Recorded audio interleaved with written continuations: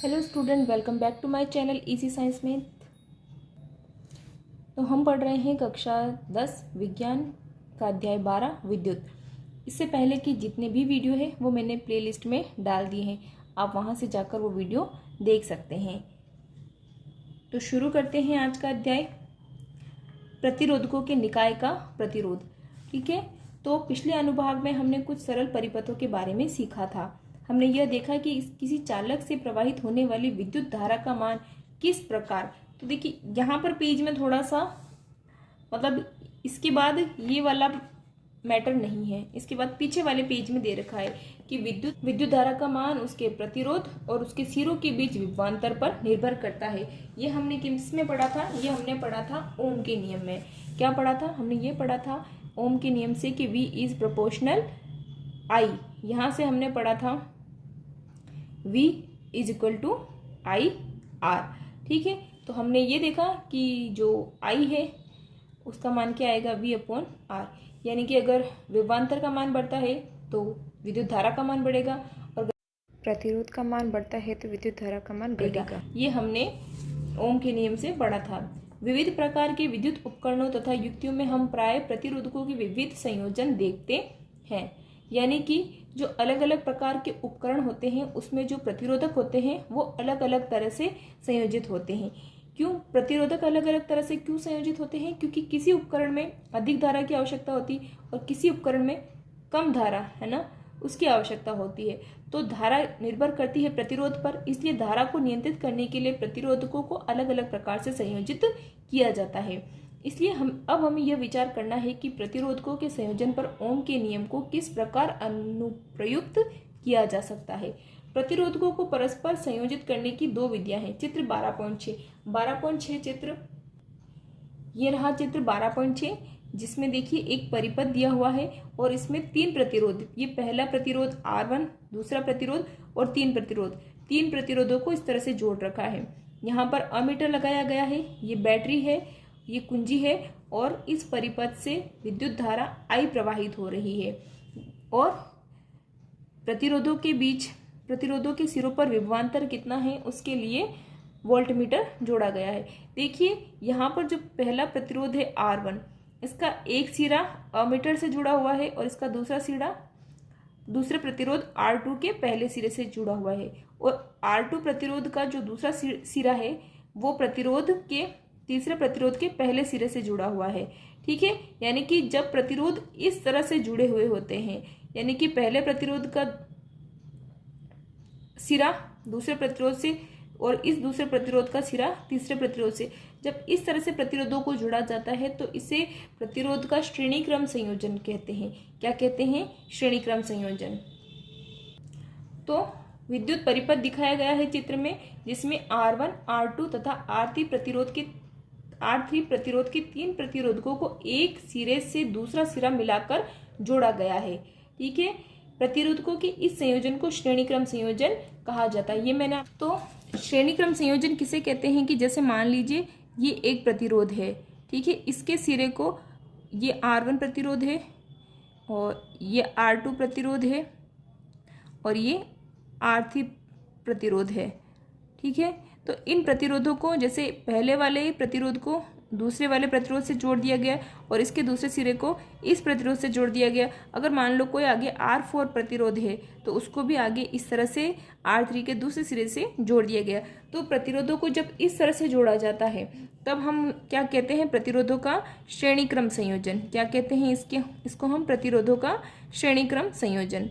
ठीक है, एक ये परिपथ दिया गया है। इस परिपथ में देखिए बाकी सारे अवयव वही है। ये देखिए अमीटर लगा हुआ है, कुंजी लगी हुई है, बैटरी लगी हुई है, धारा I प्रवाहित हो रही है, और ये प्रतिरोधों के टर्मिनलों पर विभवांतर को मापने के लिए वोल्टमीटर लगाया गया है। लेकिन यहाँ पर प्रतिरोध कैसे जुड़ रहे हैं वो देखिए। ये प्रतिरोध R1 है, ये प्रतिरोध R2 है, ये प्रतिरोध R3 है। ठीक है, अब इनके सिरों को एक को इधर एक को इधर ऐसे नहीं जोड़ा गया, इनके तीनों को सिरों को मिला करके ऐसे जोड़ दिया गया है। ठीक है, तीनों को सिरों को मिला के जोड़ दिया गया है। तो जब इस प्रकार का संयोजन होता है तो उसने हम कहते हैं प्रतिरोधकों का समांतर क्रम संयोजन, समांतर क्रम संयोजन, या फिर इसे हम कहेंगे पार्श्व क्रम संयोजन। ठीक है, संयोजन आगे आएगा। ठीक है, तो ये आप ध्यान रखिएगा कि पार्श्व क्रम श्रेणी क्रम संयोजन ऐसा होता है, इस प्रकार से जोड़ा जाता है, और पार्श्व क्रम संयोजन इस प्रकार से जोड़ा जाता है।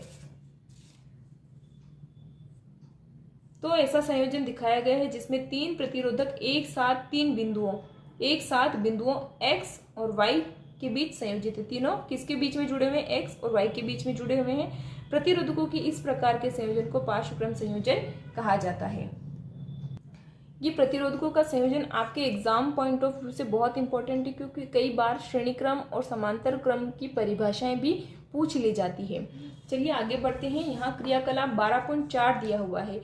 12.4 क्रियाकलाप में आपको क्या कहा गया है? आपको ये कहा गया है कि जो चित्र 12.6 दिया हुआ है, जो पीछे जो ये 12.6 दिया हुआ है, इस 12.6 चित्र में आप जो ये अमीटर लगा हुआ है, इन अमीटर को इन प्रतिरोधकों के बीच में यहाँ पर या फिर यहाँ पर दोनों जगह पर लगाकर अलग अलग तरीके से आपको एक बार यहाँ पर लगाकर आपको क्या करना है? धारा I का मान नोट करना है। किसका मान नोट करना है? I का मान नोट करना है। ठीक है, और अब क्रियाकलाप 12.4 के बाद क्रियाकलाप 12.5 पे आते हैं। मैं दोनों का रिजल्ट क्या होगा इसको मैं आपको एक साथ बता दूंगी। ठीक है, और दूसरे क्रियाकलाप जो 12.5 है, 12.5 में आप देखिए वही ये प्रतिरोधकों को श्रेणी क्रम संयोजन में जोड़ा गया है, लेकिन जैसे प्रतिरोधकों के बीच में धारा का मान ज्ञात करने के लिए यहाँ बीच में अमीटर लगा करके अमीटर का पाठ्यांक नोट करने के लिए कहा गया है क्रियाकलाप 12 में, वैसे ही वोल्ट मीटर से भी इन प्रतिरोधकों का विभवांतर ज्ञात किया गया है। देखिए ये R1 का विभवांतर ज्ञात करने के लिए R1 के सिरों के बीच में वोल्ट मीटर जोड़ करके इसका विभवांतर ज्ञात किया गया, और R2 का विभवांतर ज्ञात करने के लिए यहाँ पर इसके दोनों सिरों से वोल्ट मीटर को समांतर क्रम में जोड़ा गया, और ऐसे ही R3 का भी विभवांतर ज्ञात किया गया।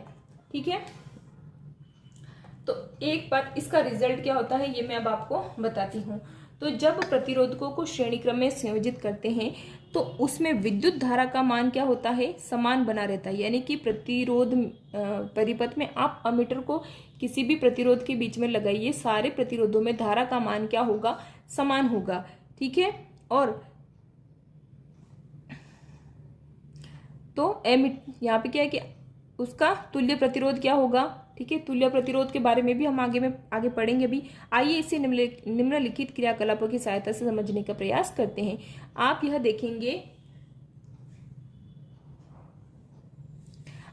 देखेंगे कि अमीटर में विद्युत धारा का मान वही रहता है, यह परिपथ में अमीटर की स्थिति पर निर्भर नहीं करता है। यानी कि अमीटर में विद्युत धारा का मान वही रहता है, चाहे आप अमीटर कहीं पर भी लगाइए, पूरे परिपथ में धारा का मान क्या होगा?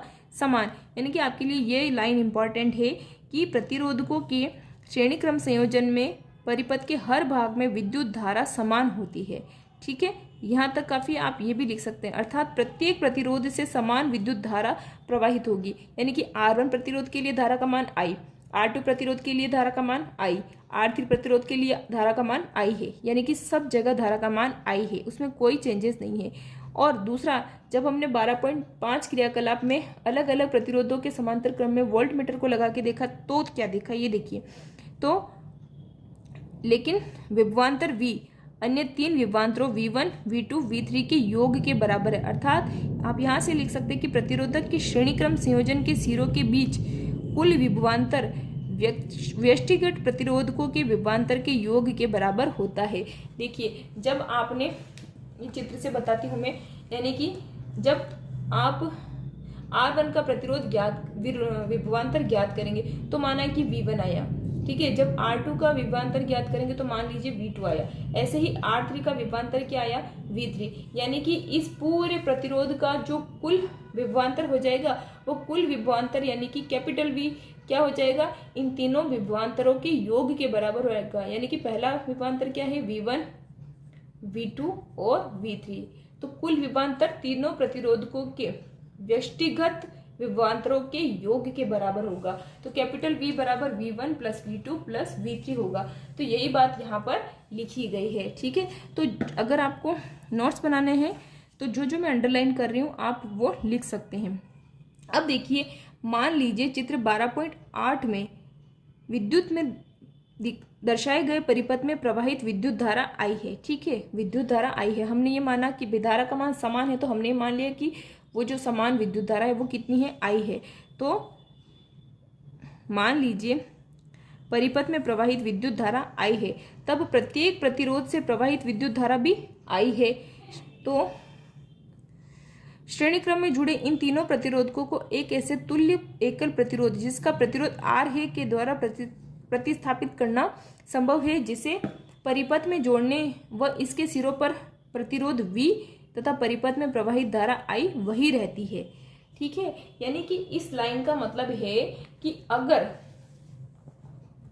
अगर हम इस पूरे परिपथ में इन तीनों प्रतिरोधों R1, R2 और R3 की जगह कोई एक ऐसा प्रतिरोध R ले ले जिससे इसमें प्रवाहित धारा का मान और X और Y के सिरों के बीच विभवांतर का मान वही बना रहे, तो हम यहाँ पर दूसरा प्रतिरोध R लगा सकते हैं। ठीक है, यानी कि हम R1, R2, R3 को एक ऐसे प्रतिरोध से प्रतिस्थापित कर सकते हैं जिससे इसके विभवांतर और धारा का मान वही रहे जो पहले था। ठीक है, तो उसके लिए तो अगर ऐसा कोई प्रतिरोध हम लगा सकते हैं तो माना कि ऐसा कौन सा प्रतिरोध है, R है, तब इसकी उसके लिए विभवांतर कितना होगा, V, और धारा का मान कितना होगा, I होगा, क्योंकि धारा का मान समान है I और तुल्य विभवांतर कितना है, कैपिटल V।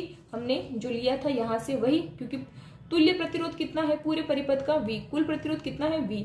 और अगर हमने तीनों प्रतिरोधकों की जगह एक प्रतिरोध ऐसा ले लिया जिससे धारा का मान भी वही रहे, V, और जिससे धारा का मान I रहे और विभवांतर का मान V रहे, तो हम ये फॉर्मूला लिख सकते हैं V = IR। अब देखिए, अगर हम तीनों प्रतिरोधकों का अलग अलग से विभवांतर का मान निकालते, जैसे पहले प्रतिरोध के लिए, ठीक है, पहला जो प्रतिरोध है R1, उसके लिए अगर विभवांतर का मान निकाले तो V = IR से क्या हो जाएगा, देखो V1 = IR1। यहाँ पर I के पास I के लिए 1 क्यों नहीं लगाया है, क्योंकि I का मान सभी प्रतिरोधकों के लिए समान है। ठीक है, तो पहले प्रतिरोध के लिए विभवांतर क्या हो जाएगा, V1 = IR1, V2 बराबर क्या हो जाएगा, IR2 दूसरे प्रतिरोध के लिए, और तीसरे प्रतिरोध के लिए विभवांतर हो जाएगा V3 = IR3। नेक्स्ट, अब देखिए अब क्या होगा, यहाँ से हमने लिख दिया कि भाई V1 बराबर IR1, V2 बराबर IR2 और V3 बराबर क्या हो जाएगा, IR3। ठीक है, तो हमारे पास अभी हमने देखा है कि प्रतिरोध परिपथ का तुल्य प्रतिरोध क्या है, V बराबर V1 plus V2 plus V3, है ना। और अभी हमने ये देखा कि अगर तीनों प्रतिरोधकों को एक ऐसे प्रतिरोध से प्रतिस्थापित कर दे जिससे विभवांतर और धारा का मान वही बना रहे, तो उसके लिए V बराबर क्या हो जाएगा, IR। ठीक है, तो यहाँ से V का मान आप इसको इक्वेशन दे दीजिए, भले इसको 1, 2, 3 और 4 दे दीजिए, तो 1, 2, 3 और इसको 5 दे दीजिए। और आप लिख सकते हैं कि समीकरण 1, 2, 3, 4 से मान समीकरण 5 में रखने पर, तो 5 में V का मान क्या हो जाएगा, IR। तो आप यहाँ पे लिख सकते हैं V की जगह आप लिख सकते हैं IR। V1 का मान क्या है, IR1, तो यहाँ पर आप IR1 लिख सकते हैं। V2 का मान IR2, तो यहाँ पर IR2 लिख सकते हैं। और V3 का मान क्या होगा, IR3, तो यहाँ पर IR3 लिख सकते हैं। अब देखिए नेक्स्ट स्टेप में क्या होगा, IR बराबर सब में कॉमन है I, तो यहाँ से आप I कॉमन ले लेंगे और बचेगा क्या, R1 plus R2 plus R3। I से I कट जाएगा, तो जो प्रतिरोध पूरे परिपथ का जो तुल्य प्रतिरोध होगा कैपिटल R, यानी कि आप इसको RS भी लिख सकते हैं। आपकी बुक में यहाँ पर RS का यूज किया गया है। RS का मतलब क्या होता है, सीरीज, श्रेणी क्रम संयोजन, यानी कि श्रेणी क्रम को इंग्लिश में बोलते हैं सीरीज, है ना। तो इसलिए RS का यूज किया गया है, यानी कि परिपथ का तुल्य प्रतिरोध तीनों प्रतिरोध के योग के बराबर आएगा। ठीक है, अब इसका निष्कर्ष तो इस प्रकार हम यह निष्कर्ष निकाल सकते हैं कि जब बहुत से प्रतिरोधक श्रेणी क्रम में संयोजित होते हैं तो संयोजन का कुल प्रतिरोध R1, R2, R3 के योग के बराबर होता है और इस प्रकार के संयोजन का प्रतिरोध किसी भी व्यक्तिगत प्रतिरोधक के प्रतिरोध से अधिक होता है।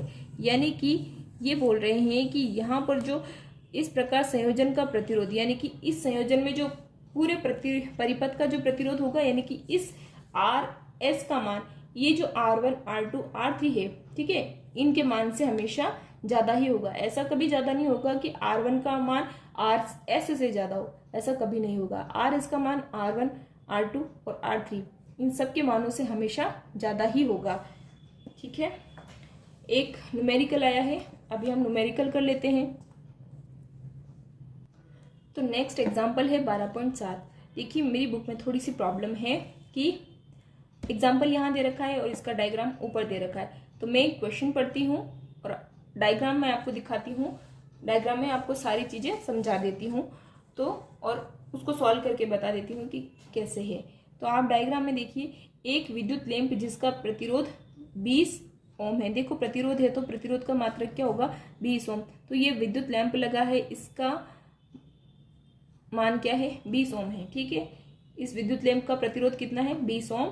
तथा एक 4 ओम प्रतिरोध का चालक, देखिए ये रहा चालक और इसका प्रतिरोध कितना है, 4 ओम का चालक 6 वोल्ट की बैटरी से, ये 6 वोल्ट की बैटरी से, सेलों के संयोजन को बैटरी कहते हैं, बैटरी से चित्र 12.9 में दिखा अनुसार, ये रहा 12.9 का ही है डायग्राम ये। ठीक है, ऐसे जुड़ा हुआ है, ये अमीटर लगा हुआ है, कुंजी लगी हुई है। ठीक है, परिपथ है और धारा I प्रवाहित हो रही है। पहला क्वेश्चन है परिपथ का कुल प्रतिरोध ज्ञात करना है, यानी कि हमें क्या ज्ञात करना है, परिपथ का कुल प्रतिरोध। ठीक है, तो अब आप देखिए हमें कुल प्रतिरोध कैसे ज्ञात करेंगे। तो सबसे पहले आप देखिए कि यहाँ पर हमें एक तो चालक तार का प्रतिरोध दिया हुआ है, दूसरा बल्ब का प्रतिरोध दिया है। मैंने जब आपको अभी श्रेणी क्रम संयोजन समझाया तो मैंने आपको कहा कि अगर कोई दो प्रतिरोध है और जैसे कि ये, ठीक है, ये ऐसे है, ये R1 है और ये R2 है, और अगर जैसे R1 का सिरा R2 के सिरे से इस तरह से जुड़े हुए हैं, ये दोनों ऐसे जुड़े हैं, तो इसको हम क्या कहेंगे, श्रेणी क्रम संयोजन। ठीक है, तो अब हमारे पास देखिए ये डायग्राम में जो परिपथ दिया हुआ है उसमें हमारे पास प्रतिरोध नहीं है। ठीक है, अलग अलग, तो ठीक है ये विद्युत बल्ब है, लेकिन विद्युत बल्ब का प्रतिरोध कितना है, 20 ओम, और ये कैसे जुड़े हैं, ये भी श्रेणी क्रम में जुड़े हैं। जैसे मान लीजिए ये बल्ब है, ठीक है, तो बल्ब का ये सिरे निकल रहे हैं और इधर कोई प्रतिरोध है, तो ये भी तो ऐसे श्रेणी क्रम में ही जुड़े हैं। ये इसको आप R1 मान सकते हैं और इसको R2 मान सकते हैं। और श्रेणी क्रम में जो RS यानी परिपथ का जो तुल्य प्रतिरोध, कुल प्रतिरोध होता है ना, वो बराबर किसके होता है, उसमें जितने भी प्रतिरोध लगे हुए हैं उसके योग के बराबर होता है। तो हमें दिया है इस चित्र में, परिपथ में हमें दिया गया है, क्या दिया गया है, R1 आप मान सकते हैं, कुछ भी मानो कोई फर्क नहीं पड़ता। विद्युत लैंप के बारे में पहले बताया गया है, 20 ओम बताया गया है, तो इसको हम मान लेंगे, R1 मान लेंगे। और चालक प्रतिरोध के बारे में बाद में बताया गया, तो इसको हम R2 मान लेंगे। कितना दिया हुआ है हमें, 4 ओम। आपको पता है कि श्रेणी क्रम में जो कुल प्रतिरोध होता है वो इन प्रतिरोध के योग के बराबर होता है। तो R1 का मान कितना है, 20 ओम, और R2 का मान कितना है, 4 ओम, और जब दोनों को जोड़ेंगे तो क्या आ जाएगा, 24 ओम, यानी कि आपका जो प्रतिरोध है कितना आ जाएगा, 24 ओम आ जाएगा कुल सेकंड क्वेश्चन है परिपथ में प्रवाहित विद्युत धारा। ठीक है, तो ये ज्ञात करना है कि परिपथ में विद्युत धारा कितनी प्रवाहित हो रही है। तो विद्युत धारा मान निकालने के लिए I बराबर V/R, ये फॉर्मूला आपको यूज करना है। V बराबर आपको कितना दिया हुआ है, 6 वोल्ट दिया है। ठीक है, ये आप लिख सकते हैं, दिया हुआ है, लिखकर ये लिख सकते हैं कि V बराबर कितना दिया हुआ है, 6 वोल्ट। R का मान अभी हमने निकाला, R का मान हमें कितना दिया गया, निकाला अभी हमने 24 ओम। ठीक है, तो I बराबर क्या हो जाएगा, V का मान रखिए, R का मान रखिए, क्योंकि आप विद्युत धारा का मान, ये I बराबर V का मान हमने रख दिया, R का मान हमने रख दिया, और क्योंकि विद्युत धारा का मान निकाल रहे हैं जिसका मात्रक क्या होता है, एम्पियर, तो आप A लिख देंगे। इसके बाद आप 6 के पहाड़े से काट देंगे, क्या आ जाएगा, 1/4। जब आप 1 में 4 का भाग देंगे तो क्या आएगा, 0.25 एम्पियर, यानी कि परिपथ में प्रवाहित कुल धारा कितनी है, 0.25 एम्पियर। यहाँ से आप लिख लेंगे। अगला क्वेश्चन है विद्युत लैंप तथा चालक के सिरों के बीच विभवांतर परिकलित कीजिए। हमें क्या करना होगा, ध्यान से देखिए कि विद्युत लैंप तथा चालक के सिरों के बीच विभवांतर ज्ञात करना है। तो हमें देखिए पहले हम क्या करते हैं, विद्युत लैंप के सिरों के बीच विभवांतर ज्ञात कर लेते हैं। तो पहले आप या तो लिख दीजिए कि विद्युत लैंप के सिरों के बीच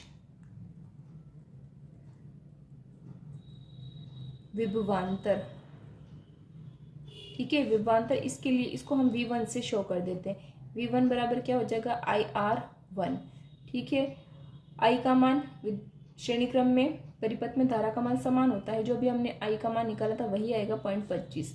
और R का मान क्या हो जाएगा, R1 का मान क्या हो जाएगा, विद्युत लैंप का प्रतिरोध, विद्युत लैंप का प्रतिरोध कितना है 20 ओम, तो यहाँ पर क्या आ जाएगा 20 ओम आ जाएगा, ठीक है। अब जब आप 20 और 25 को गुणा करेंगे तो कितना आएगा, 50 और 500 आ जाएगा। दो संख्या के बाद पॉइंट है तो यहाँ पर पॉइंट कहाँ आएगा, यहाँ, ठीक है। तो विभवांतर का मात्रा क्या होता है 5 वोल्ट, तो इसका क्या आ जाएगा 5 वोल्ट आंसर आ जाएगा। यहाँ पर आपको ये लगाने की ज़रूरत नहीं है, लगाओ तो भी ठीक, नहीं लगाओ तो भी ठीक, ठीक है, या फिर लगा दो, दोनों जगह लगा दो। ये 25 एम्पियर धारा का मात्रक है, 0.25 20 ओम प्रतिरोध का मात्रक है विद्युत लैंप के। तीसरा अगला है चालक के सिरों के बीच विभवांतर, तो इसको हम V2 मान लेते हैं। V2 और इसका फॉर्मूला क्या हो जाएगा IR2, ठीक है। धारा का मान समान है 0.25 एम्पियर और चालक के सिरों के बीच विभवांतर कितना है 4 ओम, तो इसको हम लिख देंगे 4 ओम। 25 चौक कितने हो जाएंगे 100, पॉइंट कहाँ चला जाएगा दो संख्या के बाद, यानी कि 1 वोल्ट। क्या लिख देंगे, कितना है विभवांतर चालक के सिरों के बीच 1 वोल्ट। तो आप इसका स्क्रीनशॉट भी ले सकते हैं। और आपको मेरे वीडियो कैसे लग रहे हैं आप कमेंट करके ज़रूर बताइए। अगर आपको अच्छे लग रहे हैं, हेल्पफुल लग रहे हैं, तो आप अपने दोस्तों को भी शेयर कर सकते हैं और लाइक कर सकते हैं, कमेंट कर सकते हैं। और अगर आप मेरे चैनल पर नए हैं तो चैनल को सब्सक्राइब भी कर सकते हैं। और ये वीडियो अभी हमारे इसके पार्ट और बनेंगे, बहुत पार्ट बनेंगे इसके। क्यों बनेंगे, इतना लंबा क्यों हो रहा है वीडियो इसलिए लंबा हो रहा है क्योंकि हम पार्ट के अंतर्गत ही जो बॉक्स में बाटा अंतर्गत जो प्रश्न है उनको और इनके न्यूमेरिकल साथ साथ में करते जा रहे हैं, इसलिए इतना टाइम लग रहा है। और बुक से जो मैं चैप्टर पढ़ा रही हूँ, मैं हर एक चीज़ क्रियाकलाप वगैरह एग्जाम्पल वगैरह को सबको अच्छे से समझाते हुए जा रही हूँ, इसलिए इतना टाइम लग रहा है। तो ठीक है, बाय, थैंक यू।